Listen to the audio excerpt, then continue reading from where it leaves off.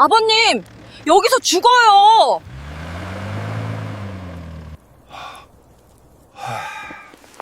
그 말과 함께 차문이 닫혔고 눈보라 속에 저만 남았습니다.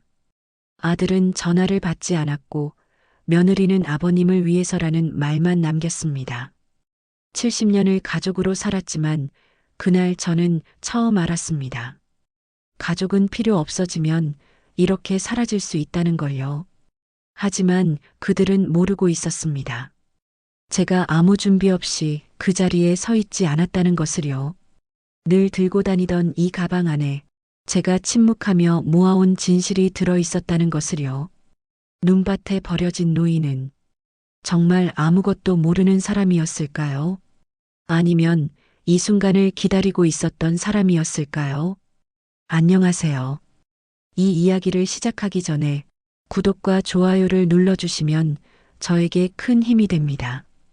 지금 이 이야기를 집에서 듣고 계신지, 차 안에서 듣고 계신지, 아니면 혼자 조용히 이어폰을 끼고 계신지도 댓글로 남겨주시면 하나하나 마음으로 인사드리겠습니다. 오늘 들려드릴 이야기는 뉴스에도 나오지 않았고 누구도 관심 갖지 않았던 아주 조용한 한밤에서 시작됩니다. 그저 가족이라고 믿었던 사람들과 그 믿음이 무너진 한순간의 이야기입니다. 그럼 지금부터 차가운 눈밭에 남겨진 한 아버지의 이야기를 들려드리겠습니다. 저는 제 인생이 남들 앞에 내세울 만큼 대단했다고 생각해 본 적이 없습니다. 그저 주어진 자리에서 해야 할 일을 하며 문제를 만들지 않고 살아온 사람이라고 생각해 왔습니다. 잘났다고 나선 적도 없었고 누군가에게 패 끼치는 걸 무엇보다 싫어하며 살았습니다. 젊었을 때는 일이 제 전부였습니다.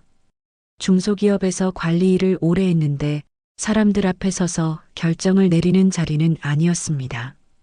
늘 뒤에서 숫자를 맞추고 서류를 정리하고 누군가 빠뜨린 일을 조용히 메워주는 역할이 제 몫이었습니다. 월말이면 계산이 맞는지 몇 번이고 다시 들여다봤고 도장이 비뚤어지게 찍힌 서류가 있으면 집에 돌아가서도 마음이 편치 않았습니다. 괜히 문제가 생기면 그게 다 제 책임이 될 것 같았거든요. 그렇게 살다 보니 괜히 튀지 말자는 생각이 몸에 배었습니다. 조용히 무난하게 아무 탈 없이 그게 제 삶의 방식이었습니다. 집에서도 저는 늘 한 발 물러나 있었습니다. 아내는 그런 저를 잘 아는 사람이었고 그래서 굳이 말로 설명하지 않아도 서로 불편하지 않았습니다. 아내는 말수가 적었지만 밥상에 반찬을 놓는 손길 하나로도 오늘 하루가 어땠는지 알 수 있는 사람이었습니다. 그 사람이 먼저 세상을 떠난 뒤로 집안은 점점 소리가 사라졌습니다. 라디오를 켜도 허전했고 냄비가 끓는 소리마저 괜히 크게 들렸습니다. 밤이 되면 집이 아니라 창고에 혼자 있는 기분이 들 때도 있었습니다. 혼자 살 수 있을 거라 생각했습니다. 아직 2달이 멀쩡했고 밥도 해먹을 수 있었으니까요. 그런데 생각보다 혼자라는 건 체력보다 마음이 먼저 닳아버리는 일이었습니다. 밤에 불을 끄고 누우면 괜히 숨소리가 커지고 괜히 심장이 또렷하게 느껴졌습니다. 혹시라도 이 밤에 무슨 일이 생기면 아무도 모를 것 같다는 생각이 가끔은 너무 무서웠습니다. 그래서 아들네 집으로 들어오시라는 말이 나왔을 때 저는 오래 고민하다가 고개를 끄덕였습니다. 부담이 되고 싶지는 않았고 아들네 가정에 괜히 짐이 되고 싶지도 않았습니다. 하지만 솔직히 말하면 혼자가 두려웠습니다. 처음 그 집에 들어갔을 때 저는 스스로를 손님이라고 생각했습니다. 리모컨도 함부로 잡지 않았고 냉장고 문도 눈치를 보며 열었습니다. 물컵 하나를 쓰고 나서도 다시 제자리에 두었는지 확인했습니다. 아침이면 다른 식구들보다 조금 일찍 일어나 이불을 개고 거실에 떨어진 머리카락 하나라도 보이면 조용히 치웠습니다. 괜히 아버지는 손이 많이 가는 분이라는 말이 나올까봐 그랬습니다. 며느리는 처음부터 공손했습니다. 목소리를 높인 적도 없었고 말끝마다 아버님을 붙였습니다. 그래서 저는 마음속으로 안심했습니다. 아, 이 아이는 사람을 함부로 대하지 않는구나. 아침 식탁에 앉으면 며느리는 늘 국을 먼저 떠주었습니다. 아버님, 뜨거우니까 조심하세요. 그 말 한마디에 괜히 오늘 하루는 괜찮을 것 같다는 생각이 들었습니다. 하지만 시간이 지나면서 작은 것들이 눈에 들어오기 시작했습니다. 제 앞에 놓인 반찬은 늘 마지막이었고 국은 이미 김이 한 번 빠진 뒤였습니다. 그래도 저는 아무 말도 하지 않았습니다. 괜히 이런 걸로 서운해하면 정말 나이 든 사람이 되는 것 같았거든요. 아들은 여전히 말이 없었습니다. 제가 말을 걸면 대답은 늘 짧았습니다. 응, 그래. 그 짧은 말 뒤에는 더 이어질 말이 없는 것처럼 대화는 늘 거기서 끝났습니다. 그 공백을 며느리가 대신 채웠습니다. 아버님, 아까 그 말씀하셨어요. 아버님, 그건 전에 말씀드렸잖아요. 처음에는 웃으며 넘겼습니다. 제가 정말 깜빡했을 수도 있으니까요. 그런데 이상하게도 제가 분명 처음 꺼낸 이야기에도 며느리는 고개를 갸웃하며 말했습니다. 아버님, 요즘 기억이 조금 흐려지신 것 같아요. 그 말이 귀에 오래 남았습니다. 흐려졌다는 말이 마치 이미 결론이 난 사람에게 확인하듯 던지는 말처럼 들렸기 때문입니다. 어느 날은 며느리가 약봉투를 제 앞에 내려놓았습니다. 아버님, 이거 꼭 드셔야 해요. 무슨 약이냐고 물었지만 몸에 좋은 거예요 라는 말만 돌아왔습니다. 괜히 더 묻지 않았습니다. 의심하는 사람이 되고 싶지 않았기 때문입니다. 그렇게 하루하루 지나면서 제 선택은 조금씩 줄어들고 있었습니다. 휴대전화는 제 손에 있는 시간이 점점 짧아졌고 찾아보면 전원이 꺼져 있거나 다른 자리에 놓여 있었습니다. 하지만 제가 늘 들고 다니던 가방만은 끝까지 놓지 않았습니다. 아내가 마지막으로 사준 가방이었고 그 안에는 제 지난 시간이 들어 있었습니다. 며느리는 그 가방을 볼 때마다 작게 한숨을 쉬었습니다. 아버님, 요즘 누가 그런 가방 들고 다니세요? 좀 버리셔도 되지 않아요? 그 말을 들을 때마다 저는 웃으며 넘겼지만 가방을 무릎 쪽으로 더 끌어당겼습니다. 왜 그런지는 저도 정확히 알지 못했습니다. 다만 그 가방만큼은 이 집에서 제 것처럼 느껴졌습니다. 그날 밤 잠이 쉽게 오지 않아 몇 번이나 몸을 뒤척였습니다.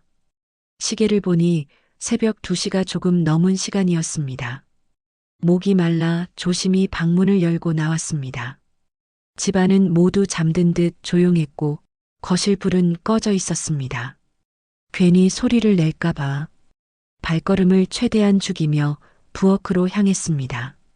냉장고 문을 열자 불빛이 잠깐 켜졌고 그 순간 부엌 쪽 테이블 위에 놓인 종이 한 장이 눈에 들어왔습니다. 제가 늘 두던 자리는 아니었습니다. 며느리가 낮에 쓰던 서류들 사이에 접힌 채로 놓여 있었습니다.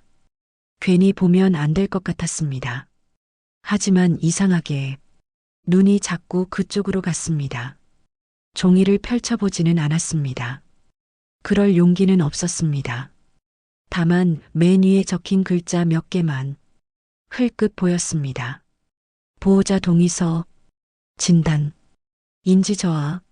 순간 심장이 덜컥 내려앉았습니다. 머릿속이 잠깐 멍해졌고 손에 쥔 물컵이 미세하게 떨렸습니다. 그 종이가 누구 이름으로 작성된 건지 언제 작성된 건지 자세히 보지 못했습니다. 그런데도 이상하게 그 종이가 제 이야기를 하고 있다는 느낌이 들었습니다. 저는 서둘러 냉장고 문을 닫았습니다. 마치 누가 보고 있을 것처럼요. 그리고 아무 일도 없었다는 듯 컵에 물을 따라 방으로 돌아왔습니다. 이불 속에 들어가 누웠지만 아까 보았던 글자들이 자꾸 머릿속을 맴돌았습니다. 보호자, 동의서, 인지저하, 그날따라 며느리가 낮에 했던 말들이 하나하나 떠올랐습니다. 아버님, 요즘은 미리 준비하는 게 좋아요. 괜히 나중에 더 힘들어지면 곤란하잖아요. 그 말들이 이제 와서야 조금 다른 뜻으로 들리기 시작했습니다. 저는 이불 속에서 조용히 눈을 떴습니다. 천장을 바라보며 숨을 고르고 또 골랐습니다. 설마라는 마음과 혹시라는 마음이 서로 부딪히고 있었습니다. 그날 밤 저는 처음으로 이 집이 더 이상 안전한 곳이 아닐 수도 있겠다는 생각을 했습니다.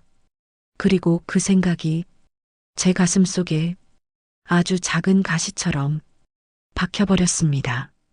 그때는 몰랐습니다. 그 가시가 앞으로 제 삶을 어디까지 찌르게 될지. 그날 이후로 집안의 공기는 분명히 달라졌습니다. 소리가 커진 것도 아니고 누군가 화를 낸 것도 아니었습니다. 그런데 저는 이 집안에 보이지 않는 선이 하나 생겼다는 걸 분명히 느끼고 있었습니다. 아침에 방문을 열고 나오면 며느리는 늘 먼저 부엌에 나와 있었습니다. 냄비에서 물 끓는 소리가 나고 도마 위에서 칼이 일정한 속도로 움직이고 있었습니다. 아버님, 안녕히 주무셨어요? 목소리는 여전히 공손했고 표정도 전과 다르지 않았습니다. 그런데 그 인사 뒤에 아주 잠깐 제가 대답하는 걸 기다리는 시간이 생겼습니다. 잘 잤다. 제가 그렇게 말하면 며느리는 고개를 끄덕이며 말했습니다. 다행이네요. 그 말이 왜 그렇게 마음에 걸렸는지 지금도 잘 모르겠습니다. 마치 확인을 끝냈다는 말처럼 들렸기 때문입니다. 아침 식탁에 앉으면 며느리는 늘 국을 먼저 떠주었습니다. 아버님, 뜨거우니까 조심하세요. 그릇을 내려놓고 나서 며느리는 꼭 한마디를 덧붙였습니다. 아버님, 오늘 뭐 하실 거예요? 예전 같으면 아무 뜻없는 말이었을 텐데 그날부터는 이상하게 보고하라는 말처럼 들렸습니다. 집에 있지. 제가 그렇게 말하자 며느리는 잠깐 생각하더니 말했습니다. 그럼 오늘은 밖에 안 나가시는 게 좋겠네요. 왜? 제가 괜히 툭 던지듯 물었습니다. 말투는 반말이었지만 속으로는 괜히 신경을 쓰고 있었습니다. 그러자 며느리는 아주 차분하게 웃으며 말했습니다. 요즘 길도 미끄럽고 아버님 연세에 혹시 넘어지시면 큰일 나잖아요. 큰일이라는 말이 그날따라 유난히 무겁게 들렸습니다. 제가 넘어지면 누구에게 큰일이 되는 건지 괜히 그런 생각이 들었습니다. 아들은 여전히 말이 없었습니다. 식탁에 앉아도 휴대전화만 보고 있었고 제가 아들을 한번 바라보면 아들은 잠깐 시선을 주다가 곧바로 고개를 숙였습니다. 그 침묵을 며느리가 자연스럽게 이어받았습니다.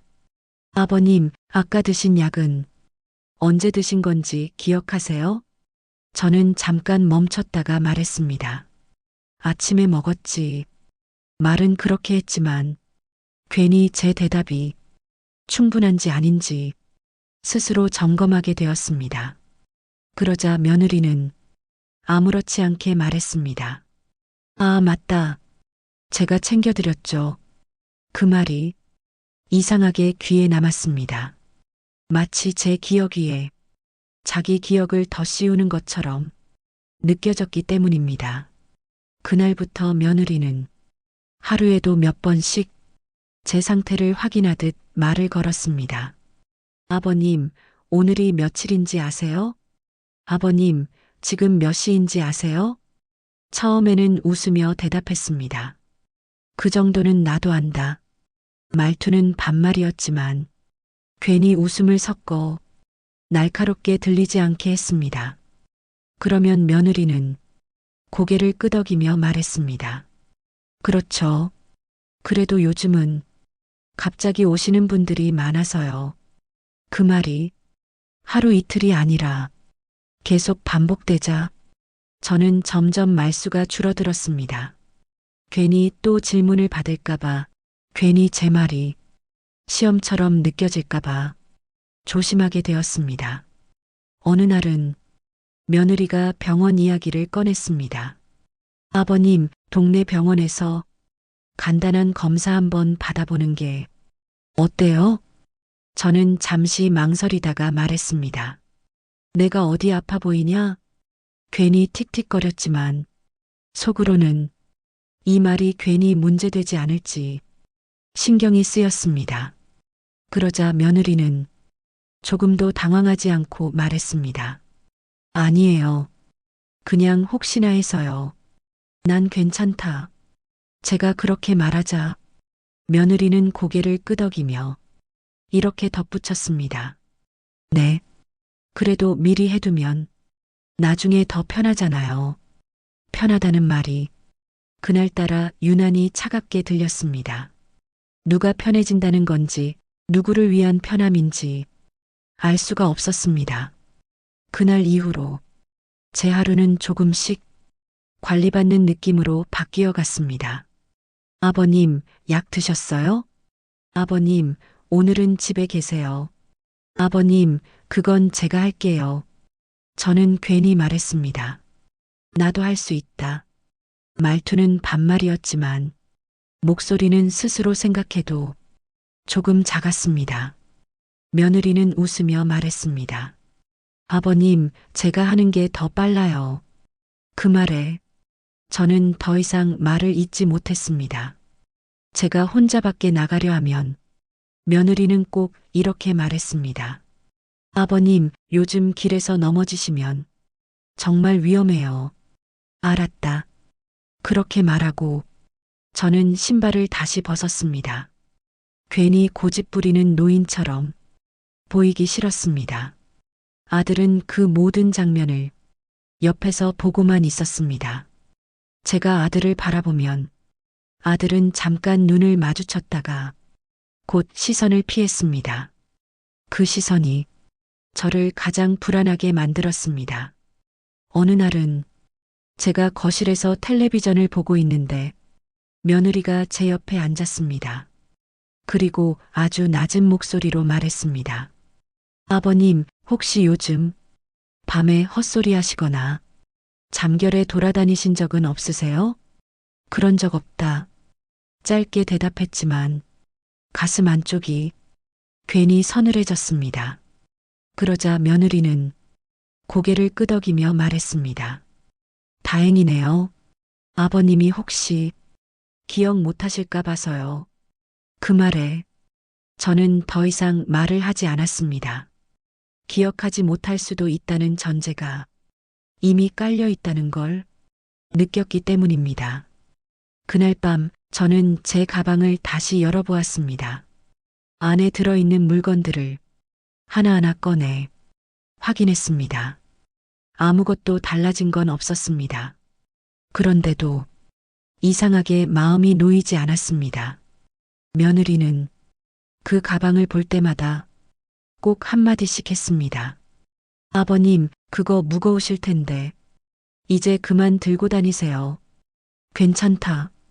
짧게 말했지만 속으로는 그 가방만큼은 절대 놓치고 싶지 않다는 생각이 들었습니다. 그날 이후로 저는 말을 더 아끼기 시작했습니다. 괜히 제 말 한마디가 기록처럼 남을까봐, 괜히 기억력 문제로 이어질까 봐서요. 집안에서는 제가 점점 조용해졌고 그 조용함은 안정이 아니라 불안으로 바뀌어 가고 있었습니다. 어느 순간부터 저는 스스로에게 이런 질문을 하게 되었습니다. 이 집에서 나는 보호받고 있는 걸까? 아니면 관리되고 있는 걸까? 아직은 답을 내리지 못한 채 저는 오늘도 말을 고르고 표정을 고르고 하루를 넘기고 있었습니다. 하지만 분명한 건 하나였습니다. 이 집에서는 이제 제 말보다 제 상태가 더 중요해지고 있다는 사실이었습니다. 처음에는 제가 너무 예민해진 건 아닐까 스스로를 다독였습니다. 나이가 들면 원래 작은 일에도 마음이 쓰이는 법이라고 생각했습니다. 괜히 의미를 부여하다 보면 없는 불안도 만들어낸다고 저는 그렇게 살아오지 않았다고 믿으려 했습니다. 그래서 저는 일부러 조용해지기로 마음먹었습니다. 말을 줄이고 먼저 묻지 않고 굳이 설명하지 않아도 될 일은 설명하지 않으려고 애썼습니다. 이 집의 흐름에 맞추는 게 제 몫이라고 스스로를 설득했습니다. 아침 식탁에서도 제가 먼저 말을 꺼내는 일은 거의 없었습니다. 며느리가 묻는 말에만 짧게 대답했고 아들이 고개를 끄덕이면 그걸로 충분하다고 여겼습니다. 아버님, 오늘 컨디션은 어떠세요? 괜찮다. 그 말 뒤에 더 붙이지 않았습니다. 말이 길어지면 또 다른 질문이 따라올 것 같았기 때문입니다. 아버님, 요즘은 많이 편해 보이세요. 그 말이 칭찬인지 확인인지 저는 분간하지 못했습니다. 어느 날 아침 제가 혼자 바람을 쐬러 나가려고 현관에서 신발을 신고 있었습니다. 아버님, 어디 가세요? 잠깐 바람 좀 쐬고 올게. 그러자 며느리는 잠시 멈칫하더니 이렇게 말했습니다. 아버님, 오늘은 그냥 집에 계시는 게 좋을 것 같아요. 왜냐고 묻고 싶었지만 저는 조심스럽게 되물었습니다. 왜? 며느리는 부드러운 목소리로 대답했습니다. 요즘 아버님이 조금 피곤해 보이셔서요. 그 말이 끝나기도 전에 저는 더 묻지 말아야겠다는 생각을 하고 있었습니다. 그래. 그렇게 말하고 신발을 벗었을 때 누가 막지도 않았는데 길이 막힌 느낌이 들었습니다.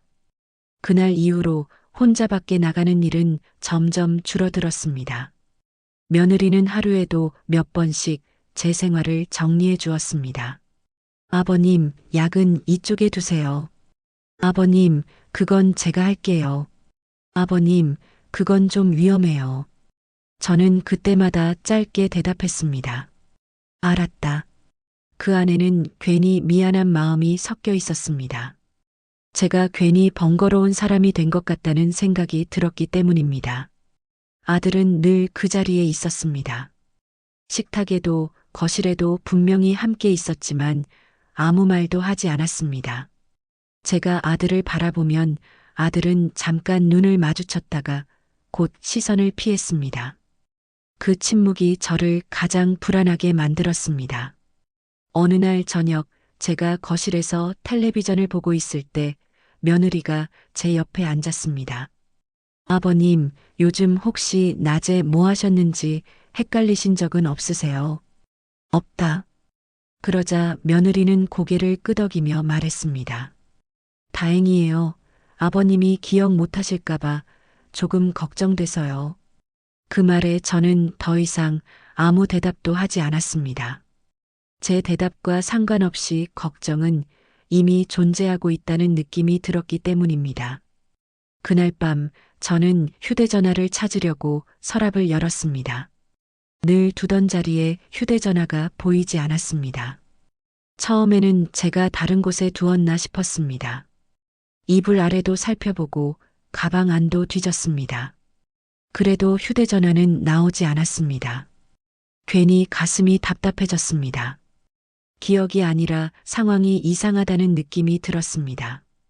다음 날 아침 저는 통장을 찾았습니다. 분명히 늘 넣어두던 서랍이었습니다. 그런데 통장은 거기에 없었습니다. 대신 다른 서랍 안에서 발견했습니다. 도장도 함께 옮겨져 있었습니다. 누가 옮겼는지 묻지 않았습니다. 물어보는 순간 제가 의심받을 것 같았기 때문입니다. 그날 오후 저는 가방을 들고 거실에 앉아 있었습니다. 며느리가 제 가방을 힐끗 보더니 표정을 굳혔습니다. 아버님, 그 가방은 왜 맨날 들고 다니세요? 괜히 웃으며 대답했습니다. 그냥 버릇이다. 그러자 며느리는 한숨을 쉬듯 말했습니다. 그 낡은 가방 좀 버리세요. 요즘 누가 그런 걸 들고 다녀요. 그 말이 끝났을 때 거실 공기가 잠시 멈춘 것 같았습니다.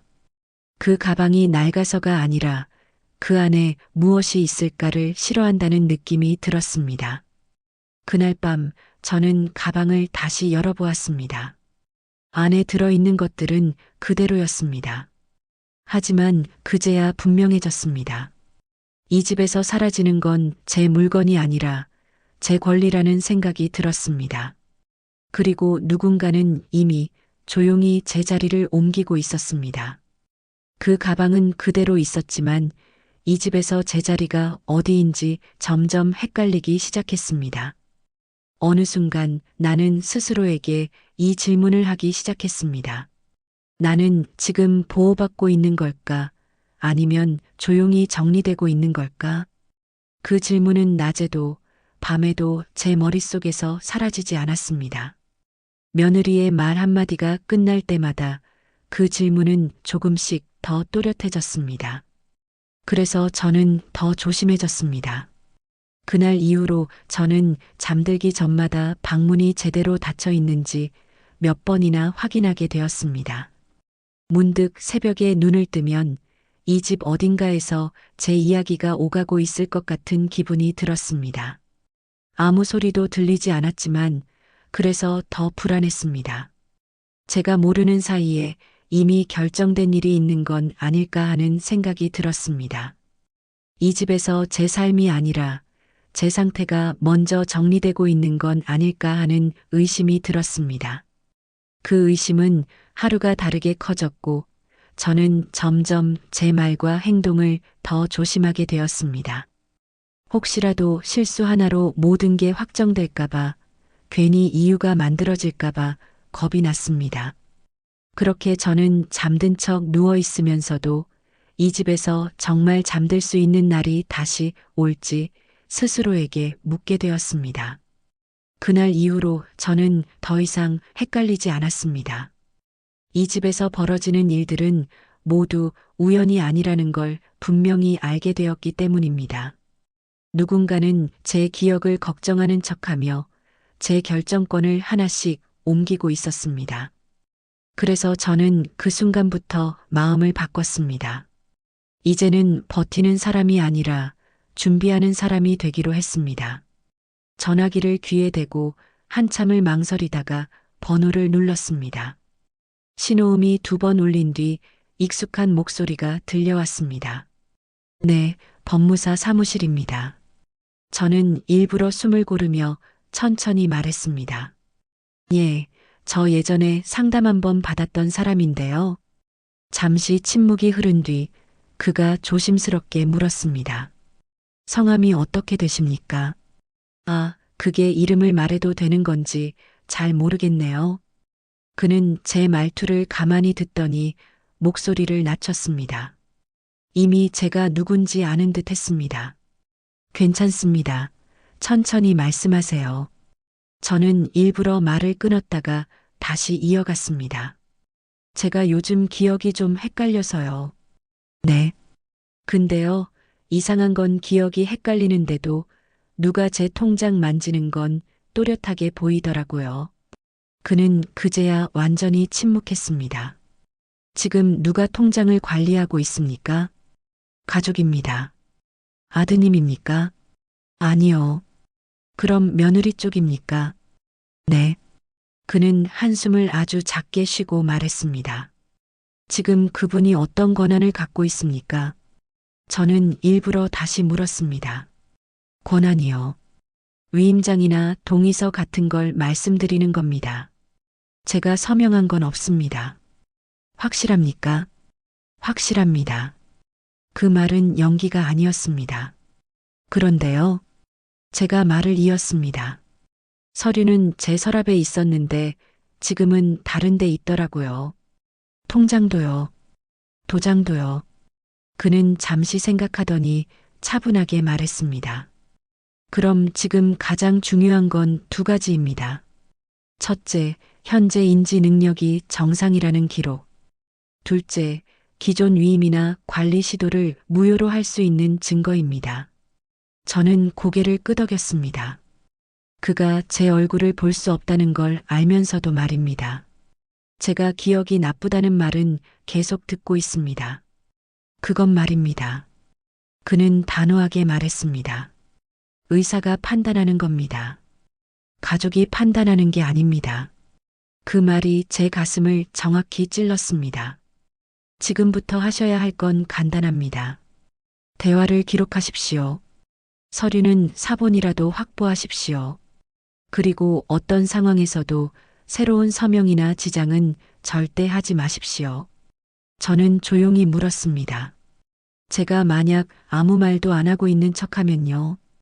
오히려 더 위험합니다. 하지만 그는 말을 고르듯 잠시 멈췄다가 말했습니다. 상대가 방심하도록 두는 건 전략이 될 수 있습니다. 그 말에 저는 아주 천천히 숨을 내쉬었습니다.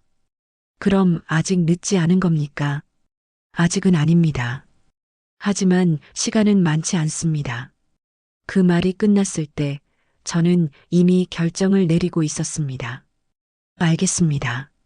제가 다시 연락드리겠습니다. 전화를 끊고 나서도 한동안 수화기를 내려놓지 못했습니다.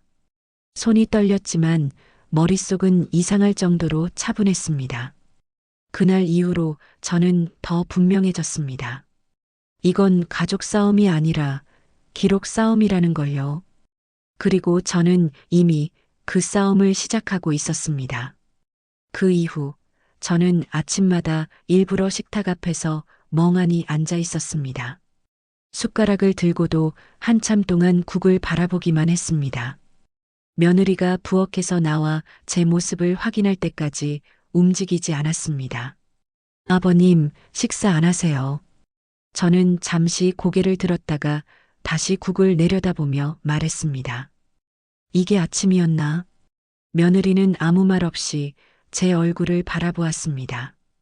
그 시선이 지나가기를 기다렸다가 저는 천천히 웃었습니다. 아, 그렇지. 그날 점심에는 일부러 같은 이야기를 3번 했습니다. 어제 했던 말을 처음인 것처럼 다시 꺼냈습니다. 아들은 처음엔 대답하다가 두 번째부터는 말을 아꼈습니다. 아버님, 그 얘기 아까 하셨어요. 그랬나? 그 말 한마디에 며느리의 표정이 아주 조금 풀렸습니다. 저는 그걸 보며 확신했습니다. 제가 가야 할 방향이 맞다는 걸요.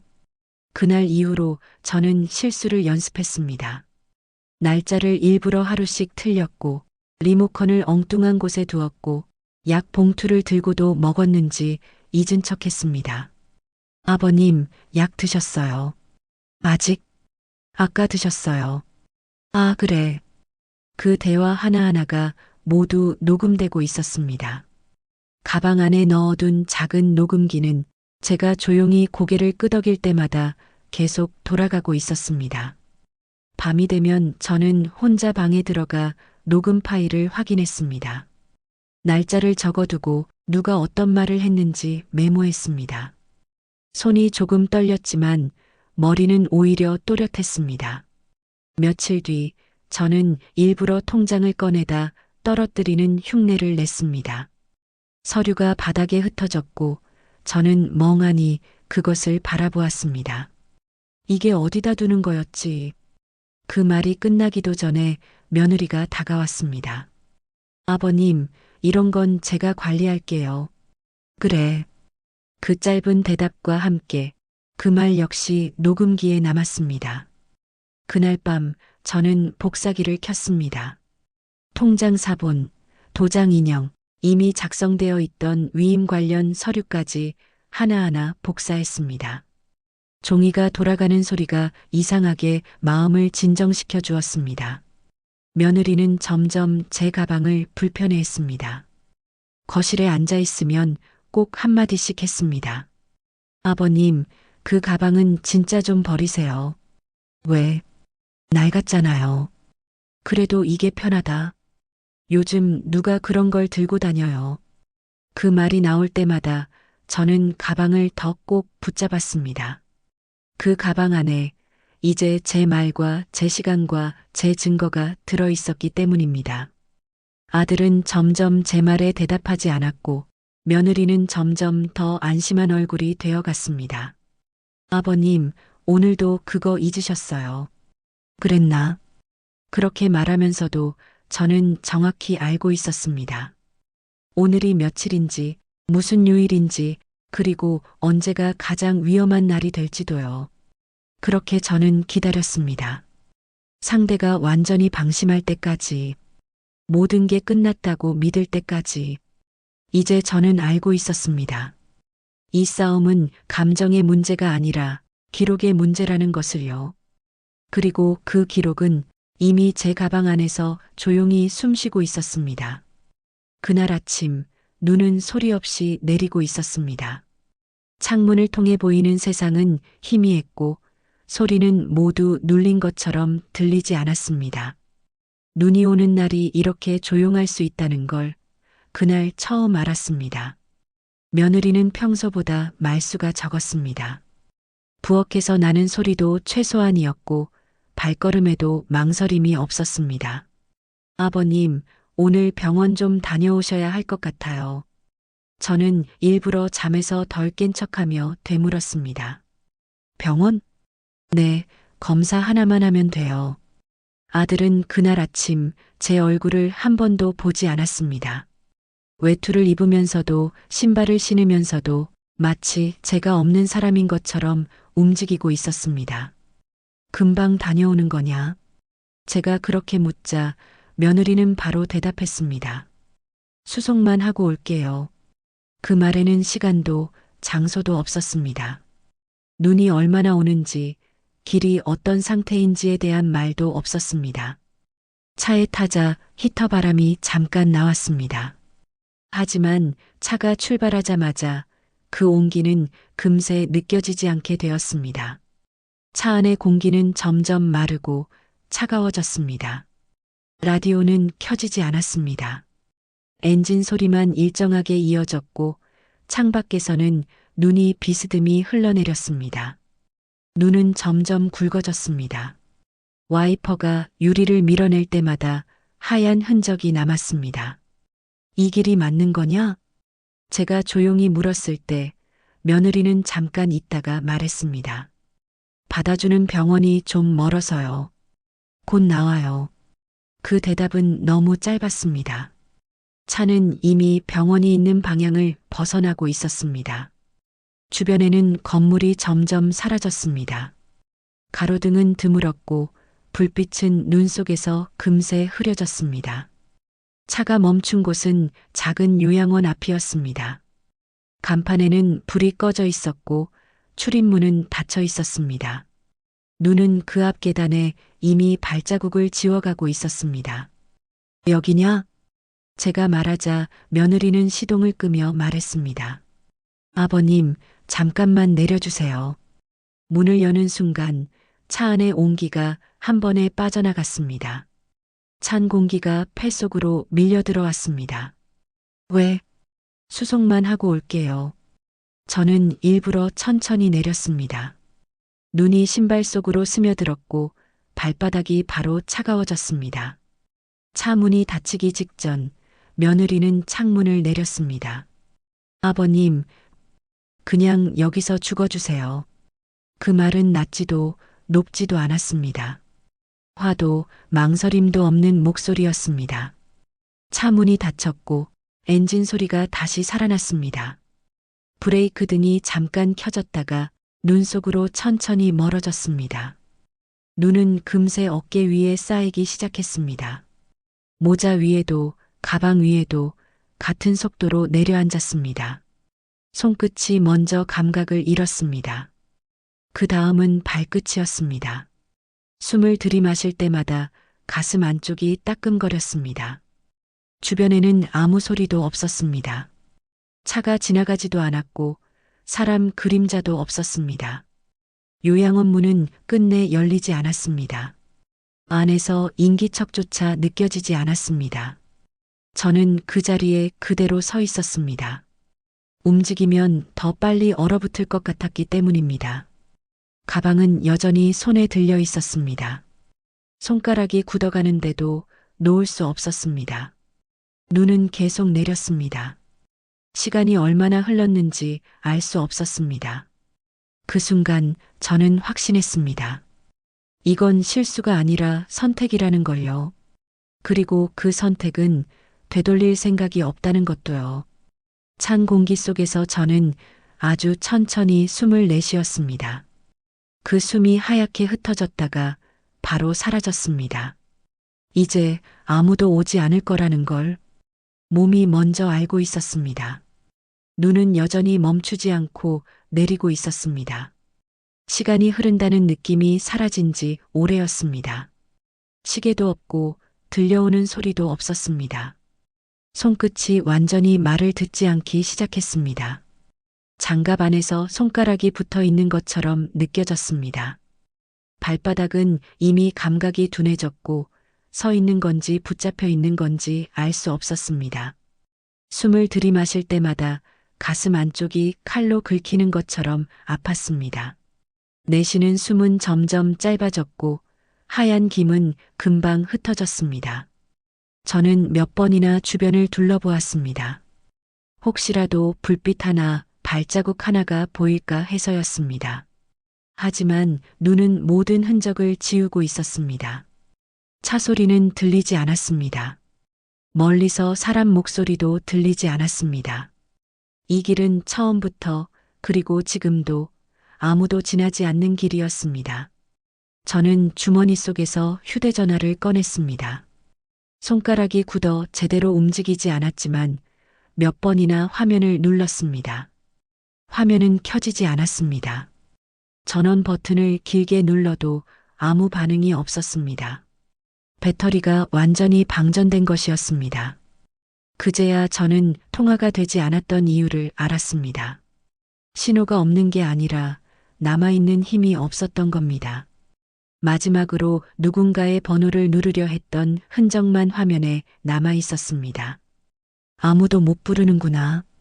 그 말은 확인에 가까웠습니다. 도움을 요청할 방법이 사라졌다는 사실이 그제야 또렷해졌습니다. 차가운 공기보다 먼저 고립이 몸 안으로 들어왔습니다. 저는 휴대전화를 다시 주머니에 넣었습니다. 켜질 가능성이 없다는 걸 알면서도 괜히 버리지 못했습니다. 그 작은 기계 하나가 꺼지자 세상과의 연결도 함께 꺼진 것 같았습니다. 그 순간 이곳에는 저와 눈과 어둠만 남아 있었습니다. 그때 문득 아주 오래된 기억 하나가 떠올랐습니다. 어린 아들이 처음 자전거를 배웠던 날이었습니다. 넘어질까봐 뒤에서 잡아주던 제 손의 감각이 아직도 생생했습니다. 아빠 놓지 마. 그 아이의 목소리가 귓가에 맴돌았습니다. 저는 그때 분명히 대답했습니다. 안 놓는다. 그 말을 지켰다고 생각했습니다. 비 오는 날도, 눈 오는 날도, 아파도, 피곤해도 저는 한 번도 손을 놓은 적이 없다고 믿어왔습니다. 또 다른 기억이 이어졌습니다. 밤늦게까지 일을 하고 돌아오던 날들이었습니다. 문을 열면 작은 발소리가 먼저 달려나오곤 했습니다. 아빠 왔다. 그 한마디에 하루의 피로가 사라지던 시절이 있었습니다. 그때의 저는 이렇게 끝날 거라고는 상상도 하지 못했습니다. 눈이 옷 속으로 조금씩 스며들기 시작했습니다. 코끝이 얼어붙는 느낌이 들었고 귀는 이미 감각을 잃었습니다. 저는 가방을 한 번 더 꽉 잡았습니다. 손이 아니라 팔 전체로 붙들고 있는 느낌이었습니다. 놓으면 다시는 잡을 수 없을 것 같았습니다. 요양원 쪽을 바라보았습니다. 문은 여전히 닫혀 있었고 불은 켜지지 않았습니다. 그 건물은 마치 이곳에 사람이 살지 않는 것처럼 조용했습니다. 정말 아무도 안 오는구나. 그 말이 입 밖으로 나왔을 때 목소리는 제 것이 아닌 것처럼 낮고 갈라져 있었습니다. 그 말을 부정하고 싶었지만 몸은 이미 알고 있었습니다. 다리는 점점 말을 듣지 않았습니다. 무릎이 떨렸고 균형을 잡는 게 힘들어졌습니다. 앉아야 할지 움직여야 할지 판단이 흐려졌습니다. 저는 그대로 서 있기로 했습니다.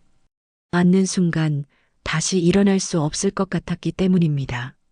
눈은 계속 내렸습니다.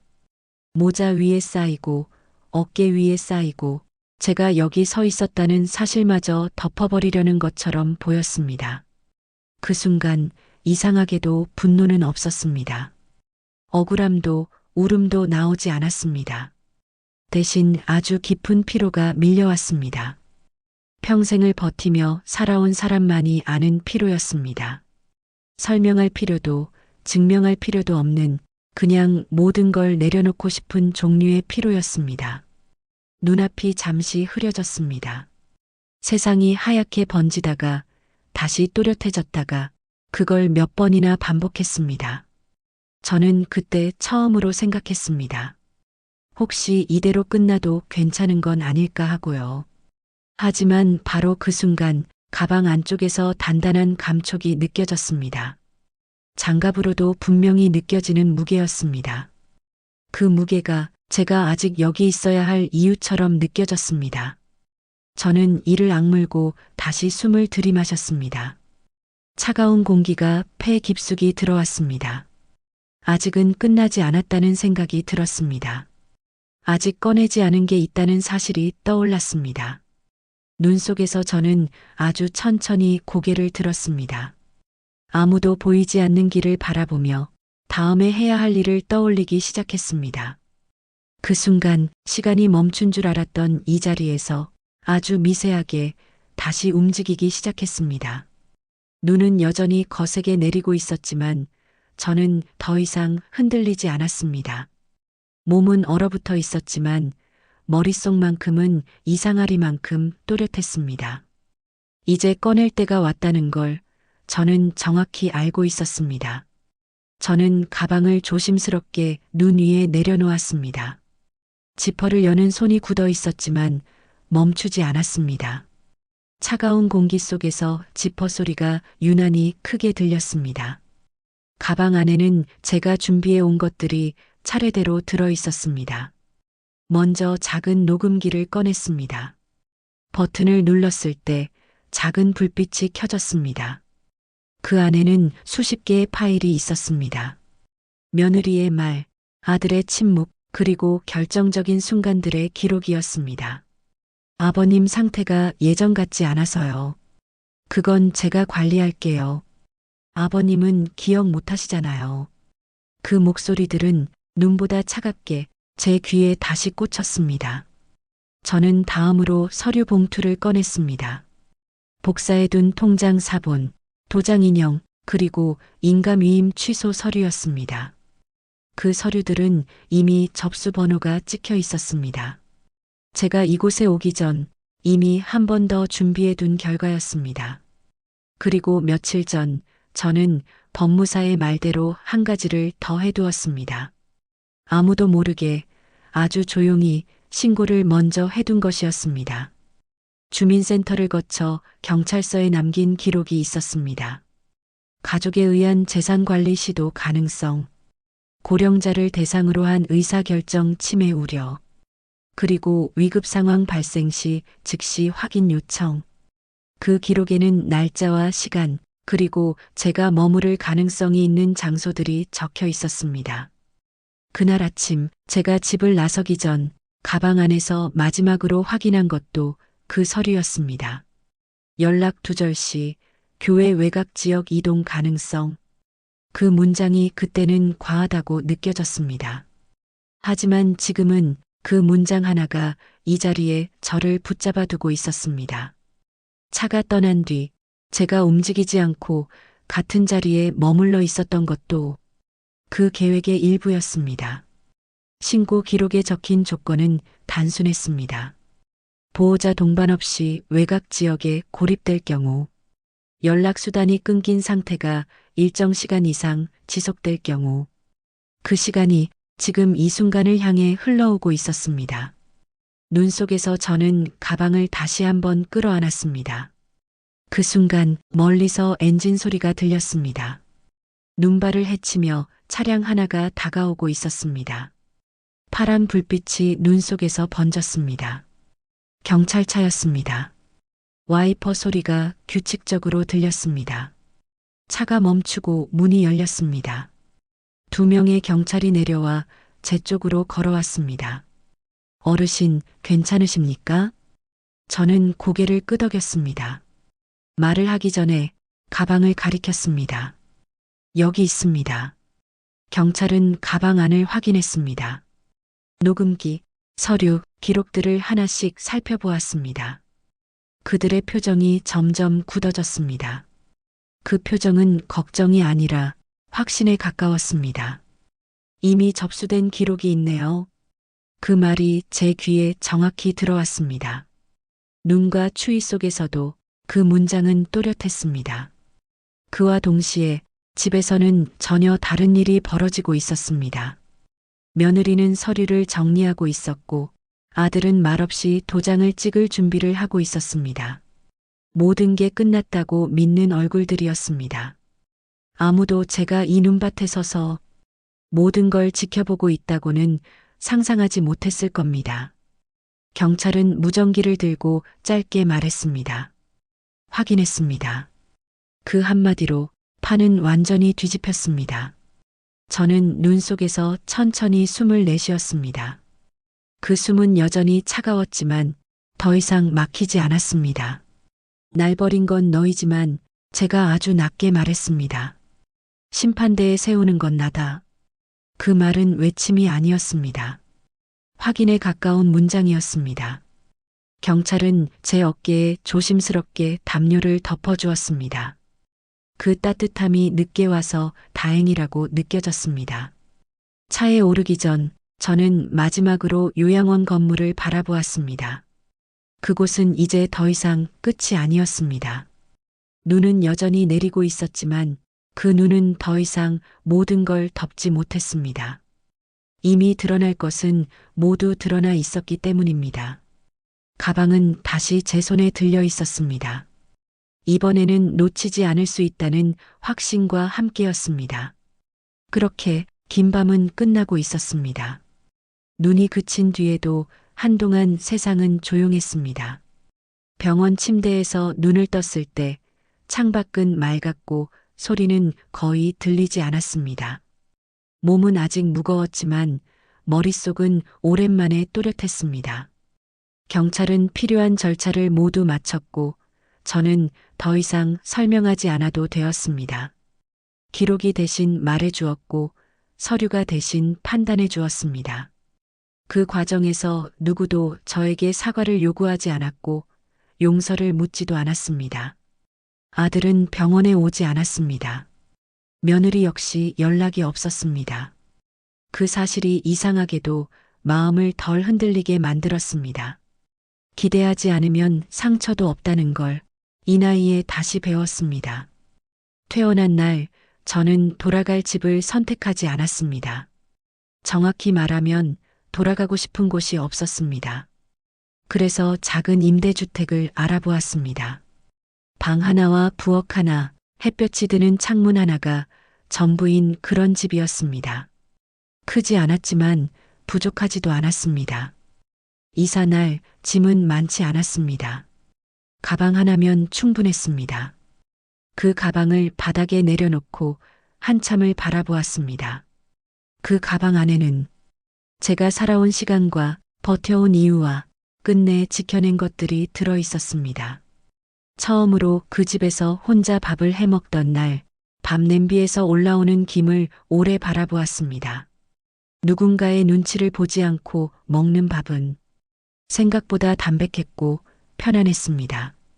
식사를 마친 뒤에도 텔레비전을 켜지 않았습니다. 그날은 그냥 조용히 앉아 있었습니다. 조용함이 불안하지 않았던 건 아주 오랜만이었습니다. 며칠이 지나자 일상이 생겼습니다. 정해진 시간에 일어나고 정해진 만큼만 움직이고 필요한 말만 하며 지냈습니다. 엘리베이터에서 이웃을 마주칠 때면 가볍게 고개를 끄덕였습니다. 안녕하세요. 안녕하세요. 그 인사면 충분했습니다. 굳이 더 묻지 않아도 괜찮았습니다. 어느 날은 창가에 서서 햇볕이 바닥에 내려앉는 걸 오래 바라보았습니다. 눈이 내리던 날과는 전혀 다른 빛이었습니다. 그때 문득 깨달았습니다. 이제 저는 누군가에게 증명하지 않아도 된다는 걸요. 기억이 온전하다는 것도, 판단할 수 있다는 것도, 살아갈 힘이 남아있다는 것도, 굳이 보여줄 필요가 없다는 걸요. 가방은 방 한쪽에 가지런히 놓여 있었습니다. 더 이상 붙잡고 있지 않아도 되는 위치였습니다. 필요할 때 꺼내면 되는 그저 물건 하나가 되어 있었습니다. 저는 이제 혼자가 되었습니다. 하지만 외롭지는 않습니다. 누군가의 선택에 휘둘리지 않고, 누군가의 판단에 맡기지 않고, 제 하루를 제가 정할 수 있게 되었기 때문입니다. 앞으로 무엇을 더하게 될지는 모릅니다. 다만 한 가지는 분명합니다.